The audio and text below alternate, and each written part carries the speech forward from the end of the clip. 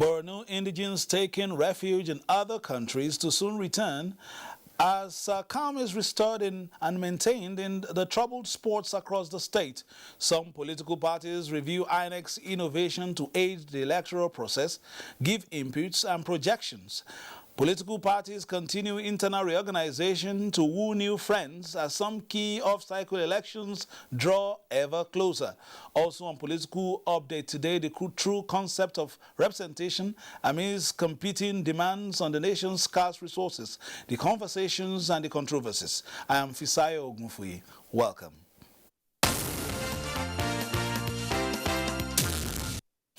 All indigents of Borno State currently taking refuge in neighboring countries to return home in November this year for proper resettlement by the state government following the improvement and security and stability, I beg your pardon, in the northeastern state. Governor Zulum gave journalists this update after briefing President Muhammadu Buhari on the planned repatriation exercise. Governor Babagana Zulum, who was recently on a fact-finding tour of the neighboring Chad and Niger republics, was in the State House to brief President Muhammadu Buhari on the plight of Nigerian refugees in those countries. He solicited the support of President Muhammadu Buhari for the planned repatriation of Borno indigents back home, fixed for the 27th of November this year. The Ministry of Humanitarian Affairs with its agencies, plus the Borno State government, have the capacity to shoulder the responsibility of the repatriation exercise. The Nigerian military, as well as the paramilitary, will provide the security needed to ensure that the areas of return are to be secured enough, and then the willingness of the people to go back to their ancestral homes in a dignified manner. And express optimism of improved farming activities for enhanced agricultural production. The federal government has done well. The military, the paramilitary, and the civilian JTF, and the community have done well. As at now, there's no any region or portion in Borno State that you can term it as under the insurgents. But their menace has been reduced. We're looking forward to see how we can completely degrade them. Governor Zulum, who used the opportunity to appreciate President Muhammadu Buhari for the recent inauguration of about 10 out of the nearly 560 projects executed by his administration in 2 years despite insurgency, gives reasons for what he called his modest achievements. We decided to utilize the little resources we have judiciously and meticulously to the benefit of the electorates. We block leakages. We had a series of consultations with the communities before embarking on such projects.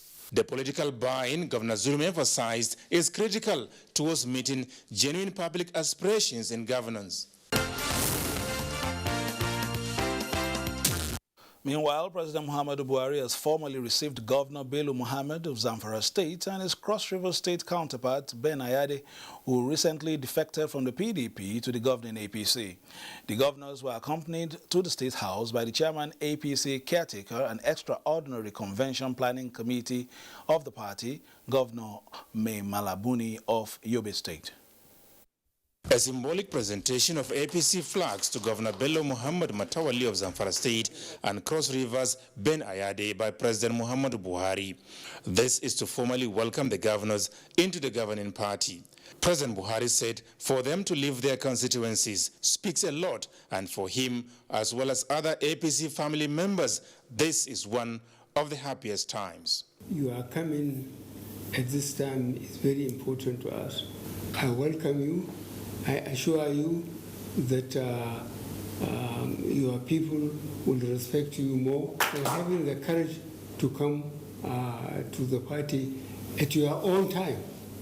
Nobody force you or promise you anything. To be principled and ensure that you identify your objective and you pursue it in spite of whatever happens, I think is a great quality that we should endear to our own people. Leaders, the president insists, must always show honesty and respect for their followers, expressing the conviction that for the two new APC governors, joining the governing party is the best way to serve their people. President Buhari once again reaffirmed his administration's unshakable resolve towards conducting free, fair, and credible elections in the country. We want to demonstrate to our people and to the rest of the world that we respect our individuals, no matter how lowly in the society. The chairman, caretaker, and extraordinary convention planning committee of the APC and Yobe State Governor Mai Malabuni described President Muhammadu Buhari as the reason for the seeming loss of confidence in other political parties in the country ahead of the next general elections. Our newest governors of Cross River and Zamfara states defected in appreciation of what they've been doing to the nation, the uncommon transformation that is going on across the country. Governor Mai Malabuni also used the forum to announce that ward, local government, and state congresses of the party will start from the 31st of July this year. He said the congresses were shifted for 1 week because the initial dates clashed with Salah festivities. Now, the APC Caretaker and Extraordinary Convention Planning Committee has inaugurated a 3-member committee to run the affairs of the party in Zamfara State.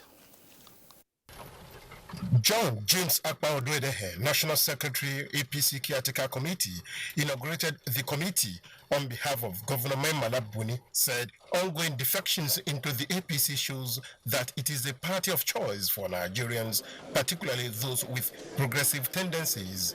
He challenged members of the committee to key into the transformation process of building peace amongst all in Zamfara State. For those who have been selected to pilot the affairs of the party, you have a duty to be fair and just in your new office and to allow the constitution of our party to be your guide, as well as the terms of reference.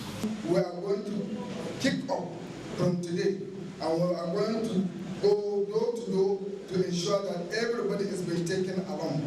Similarly, like other concerned members of the APC, sustaining and displaying the political maturity and adding value to the peace building of the Governor Mai Malabuni-led Caretaker Committee is what Senator Ahmed Sani Yerima is advocating for.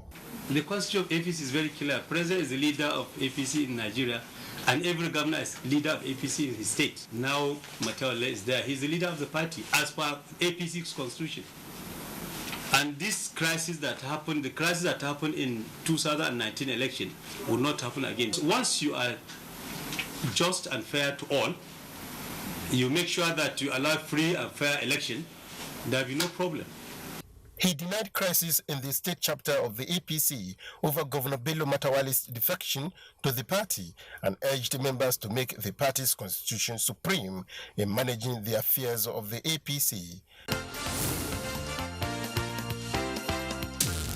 Now, in our conversation corner, we spoke with Senator Binta Masi Garba, who's represented 2 different states in the National Assembly. She discussed Nigeria's 22 years of unbroken democracy, the ties that bind the nation and the challenges in our polity, the path for women in politics, and efforts to rekindle a patriotic approach to national issues in all areas of public life.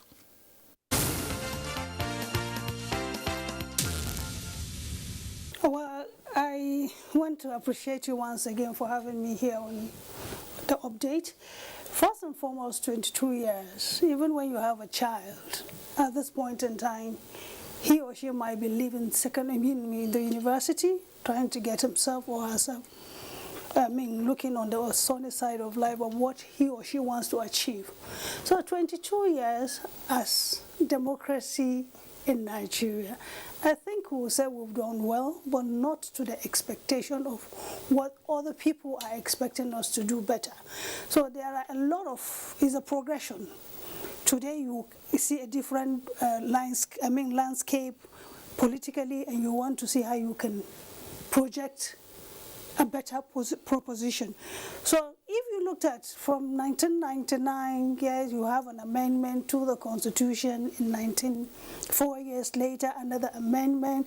Yeah, there are teaching problems that the amendment obviously will want to either take with the response of activities going on globally and with the challenges that we're having as a nation.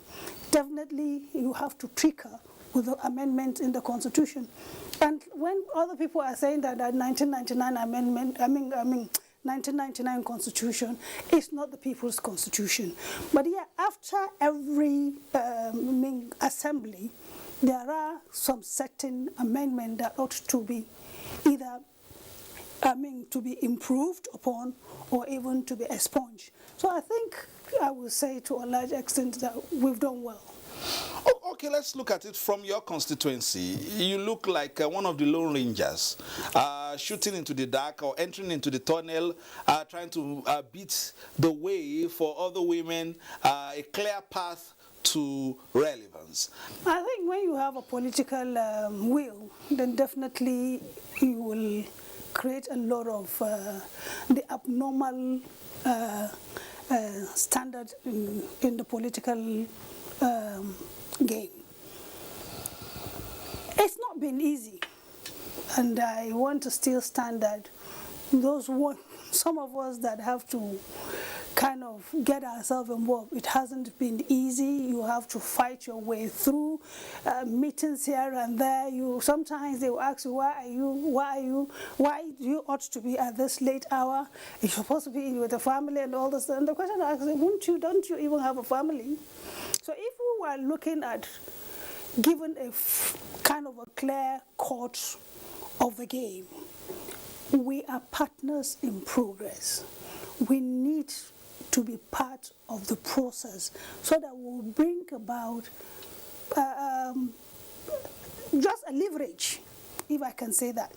But every person out there look at a woman in a very disdain manner, which obviously, to me, I think some of us stood our ground and we've made our mark to now say that, look, even if it is the murky waters of politics, even if you, in court, you said it's dirty, who made it to be dirty? So it depends on we as the individual or we, the minority group in the politics, women, to be given the chance for us to contribute our quotas. But it has not been easy, because one thing they will not tell you, politically a woman ought not to be involved in such a game because of the nature of the game. No, religiously, they said no, it is not there. Culturally, they now bring it in there. But I want to stand to now to challenge that a woman that has been elected into an office, either House of Rep, the Senate, or the House of Assembly, I think they've done incredibly well. Unfortunately, most of the men are not comfortable with our credibility. I can give you a good example. I was the initiator. I started the constituency project because I challenged the former president in 1999. When he now came, we had kind of a closed session. I said, if we are representative of a federal constituency, then what is our take to have the federal relevance in such constituencies? That was the former president, Olusegun Obasanjo. That was one of the questions I asked. And before you now know it, it becomes one part of constituency project for elected members. I think the late Yar'Adua now looked at being maybe from a political home, saw that we need to have a constituency.